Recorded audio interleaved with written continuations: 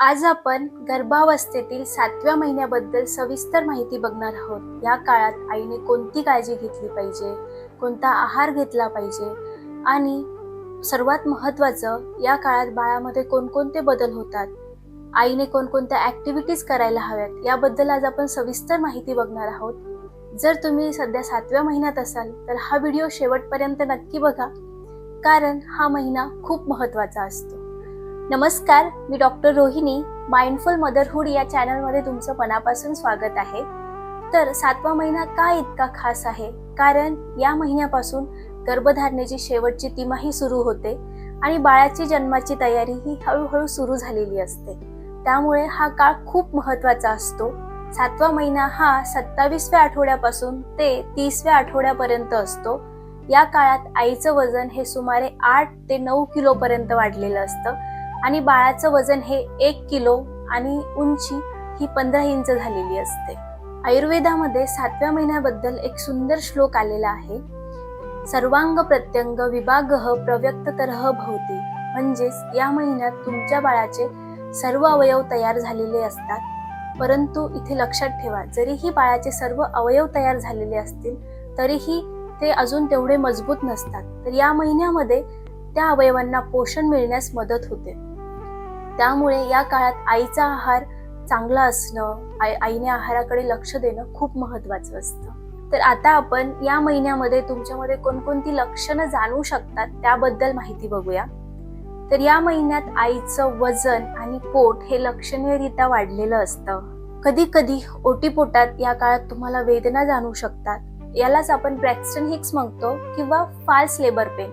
तर यामुळे घाबरून जायची गरज नाही, तर गर्भाशय हे नॉर्मल डिलिव्हरीसाठी तयारी करत असतं, म्हणून ह्या वेदना कधी कधी जाणवतात। त्यासोबतच तुम्हाला कधी कधी थकवा जाणवेल, चिडचिड जाणवेल, श्वास घ्यायला त्रास होईल। तर ही लक्षणं जाणवत असतील तर हलका व्यायाम करायला सुरुवात करा, प्राणायाम करायला सुरुवात करा, दररोज चालण्याचा व्यायाम करा।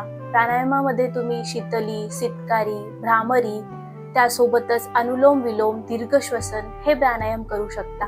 हे केल्यानेही ही लक्षणे कमी होण्यास फायदा होईल। आयुर्वेदामध्ये तेलाने मालिश करण्यास या महिन्यात सांगितलेले आहे। 7व्या महिन्यापासून प्रसूतीपर्यंत किंवा प्रसूतीनंतरही आईने पोट, पाठ, मांड्या, शक्य झाल्यास सर्व अंगाला तिळतेलाने मालिश करावी। तर तिळतेलानेच का करावी? कारण तिळतेल हे वातशामक आहे, वातशामक श्रेष्ठ औषध आहे। त्यामुळे तिळतेल वापरावे, त्यामुळे थकवा कमी होतो, कंबरदुखी, पाय दुखणं यासारखे त्रास कमी होतात। त्यामुळे या महिन्यापासून आवर्जून मालिश करा। तुम्ही या महिन्यामध्ये कोणकोणता आहार घ्यावा याबद्दल आता आपण बघूया। तर या महिन्यामध्ये आयुर्वेदानुसार काही खास पदार्थ या महिन्यात घ्यावे असं सांगितलेलं आहे। जसे की दूध आणि तांदूळ याची खीर बनवून तुम्ही घेऊ शकता। त्यासोबतच शिंगाड्याचे वेगवेगळे पदार्थ ज्यामुळे बाळाचे वजन वाढायला मदत होते। वरण, भात, भाजी पोळी या चौरस आहाराबरोबर तुम्ही ताक घेऊ शकता। त्यासोबतच तूप हे दररोज घ्या, तुपामुळेही बाळाचे पोषण चांगले होण्यास मदत होते। तर हा आहार आवर्जून या काळात घ्यावा। तर या महिन्यात तुमच्या बाळामध्ये कोणकोणते बदल होतात? या महिन्यात बाळाचे सर्व अवयव तयार झालेले असतात।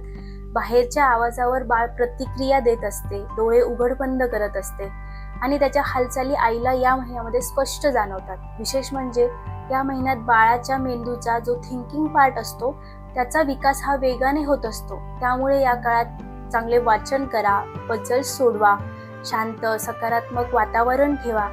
याचा थेट परिणाम बाळाच्या मानसिक विकासावर होतो। 7व्या महिन्यात कोणकोणती काळजी घ्यावी? तर या महिन्यामध्ये तुम्ही पोटभर खाण्याऐवजी दिवसातून 3-4 वेळा थोडा थोडा आहार घ्या। फास्ट फूड घेऊ नका, उघड्यावरचे पदार्थ टाळा, फार मसालेदार तेलकट पदार्थ टाळा, पुरेशी विश्रांती घ्या, जड काम करू नका, जड वस्तू उचलू नका, दुचाकी किंवा लांबचा प्रवास टाळा आणि सर्वात महत्त्वाचं मानसिक ताण घेऊ नका, कारण आईचा प्रत्येक भाव हा थेट बाळापर्यंत पोहोचतो। तर ही माहिती आपण 7व्या महिन्याबद्दल बघितली। याबद्दल तुम्हाला काही शंका असतील तर मला कॉमेंटमध्ये नक्की विचारा। पुढच्या व्हिडिओमध्ये कोणत्या विषयावर बोलावं तेही मला कळवा।